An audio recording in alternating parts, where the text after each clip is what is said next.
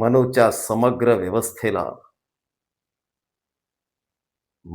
समग्र व्यवस्थेला एक भीम नडला होता.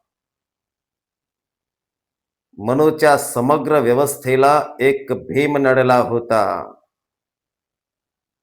जातीतल्या नव्हे, मातीतल्या माणसांची लढाई एक भीम लढला होता. मनूच्या समग्र व्यवस्थेला एक भीम नडला होता. अरे भीम कोण होता म्हणून काय विचारता? अरे भीम स्वतःच क्रांतीचा चेहरा आणि सम्यक विचारांचा वारसा होता. त्याच्यापासून क्रांती आणि तोच क्रांतीचा रसा होता.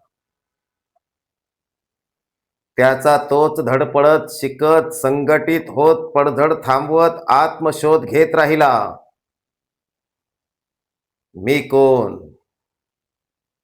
माणूस म्हणून असलेलं माझं अस्तित्व नाकारणारा कोण? देवदानव, स्वर्ग नरक आणि पाप पुण्याचा सोयीनुसार लावलेला अर्थ, इतिहासाच्या पानापानावर केलेलं मलमूत्र विसर्जन, काळाच्या ओघात आणि सूर्याच्या प्रकाशात सार सार स्पष्ट होत गेलं.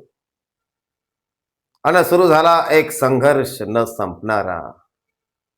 त्या संघर्षाचं नाव होतं डॉक्टर भीमराव रामजी आंबेडकर.